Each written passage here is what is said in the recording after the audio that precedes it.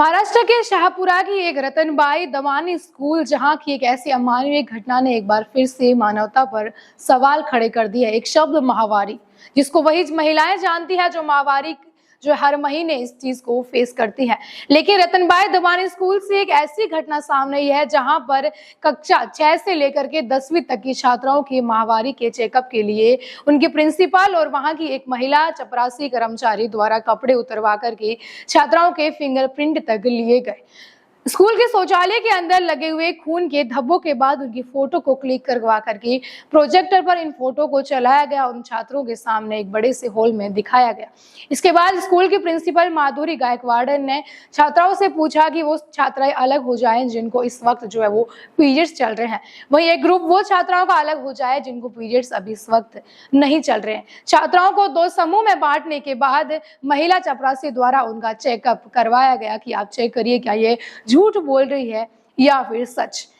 मामले में ये सामने आई एक सूचना कि जब महिला चपरासी ने ये चेकअप किया तो एक छात्रा ऐसी भी निकले जिसको पीरियड्स थे, लेकिन वो नॉन पीरियड्स वाली उस समूह के अंदर शामिल हो गई थी। इसके बाद उस लड़की को सबके सामने बेइज्जत किया गया और कहा गया कि इसने सैनिटरी नैपकिन लगाया हुआ, इसको पीरियड्स है, ये झूठ बोल रही है। इस तरह की हरकत के बाद बालिकाएं सदमे में आ गई। घर जाकर के अपने पेरेंट्स को जब ये बात बताई तो पेरेंट्स का गुस्सा जो है वो 7वें आसमान पर आना लाजमी था, क्योंकि शिक्षा के मंदिर में अगर इस तरह से लड़कियों के पीरियड्स पर बर्बरता वाला व्यवहार किया जाता है तो एक सभ्य समाज में महिलाओं के पीरियड्स को लेकर के क्या उम्मीद है वो किसी से की जा सकती है जब प्रिंसिपल खुद एक महिला हो।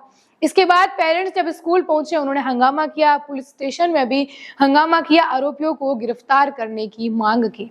इसके बाद शाहपुर पुलिस ने पोक्सो के तहत केस दर्ज करके प्रिंसिपल माधुरी गायकवाड़ समेत 8 लोगों पर यह मामला दर्ज किया गया है और उनसे पूछताछ है वो लगातार चल रही है। लेकिन सवाल यह है कि जिस तरह से शौचालय के अंदर लगे खून के धब्बे के बाद उनकी फोटो लेकर के उन्हीं छात्राओं के सामने प्रोजेक्टर पर चलवाना, उसके बाद ये चेक करना कि क्या उनको पीरियड्स है या फिर नहीं है। वो छात्राएं कुछ ऐसी थी जो नाबालिग थी, डर गई थी और फिलहाल स्कूल जाने से भी वो डर रही है। पीरियड्स होना एक आम सी बात है, ये एक नेचर कॉल है जो हर महिलाओं को टीनेज के बाद शुरू हो जाते हैं, इसमें कोई नई बात नहीं है। शायद स्कूल के प्रिंसिपल इस बात को जानते नहीं है।